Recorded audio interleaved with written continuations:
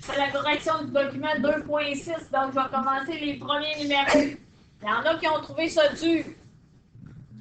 Pour utiliser les formules qu'on a dans notre cahier de notes.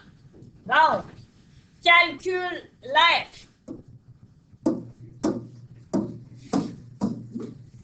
Des polygones réguliers suivants.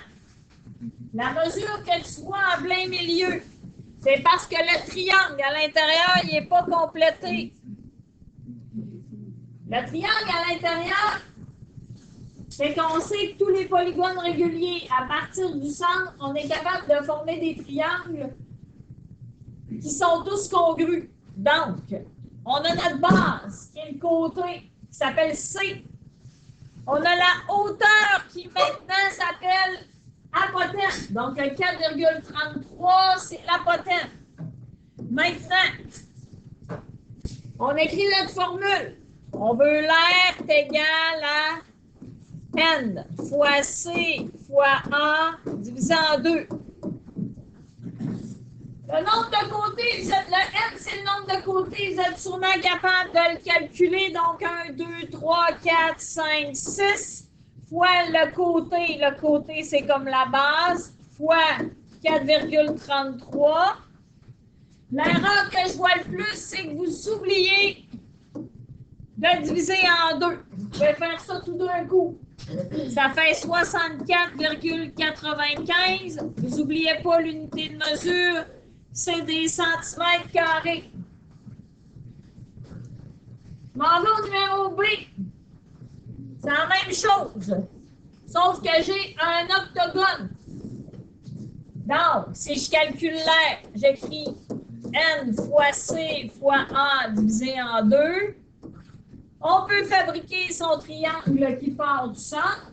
On sait que la mesure ici, c'est C, le côté. On sait que la mesure qu'on a en plein centre, qui est la hauteur du triangle, s'appelle l'apothéose. Donc, on a 8 fois 6 fois 7,24 divisé en 2. Ça donne 347,52. Il y en a qui ont oublié de diviser en 2. 173,6. 173,76 cm. Donnez comme faux.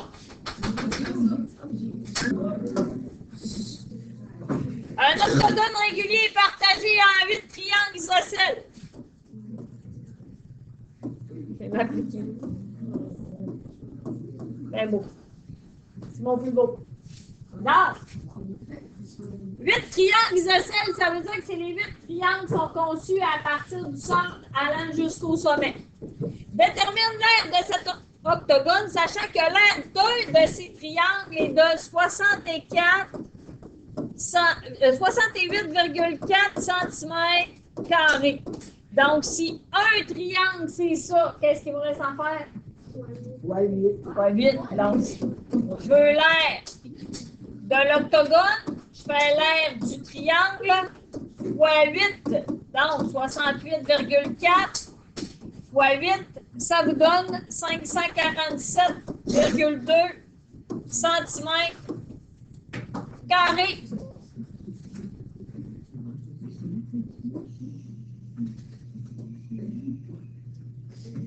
Quelle est l'aire d'un hexagone?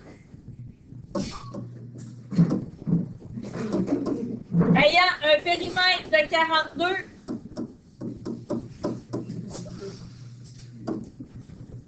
on met des unités, mais j'aime mieux mettre centimètres.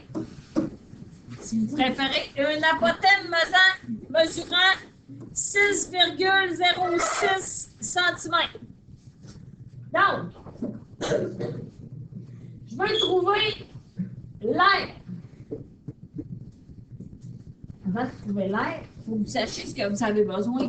Dans l'aire, vous avez besoin de N fois C fois A divisé en 2. Je suis obligée de prendre ça. Oui. C'est-tu avantageux de prendre ça? Non. Ben non. Si tu fais ça, tu vas être obligé d'aller diviser par 6 pour trouver la mesure de ton côté. Et là, tu vas être obligé de le faire. Donc, c'est pas celle-là qu'on va privilégier. Quand on te parle de périmètre, tu vas prendre P fois A divisé en 2. Et là, le périmètre, tu l'as. Fois l'apothène, tu l'as aussi, divisé en 2. Et ça te donne 127,26. Et si c'est des centimètres, c'est des centimètres carrés. Et sinon, c'est des unités carrées.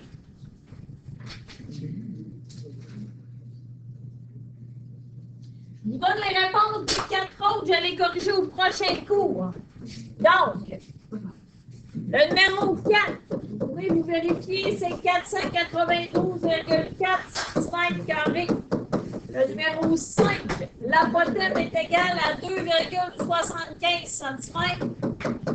Le numéro 6, le périmètre est égal à 30.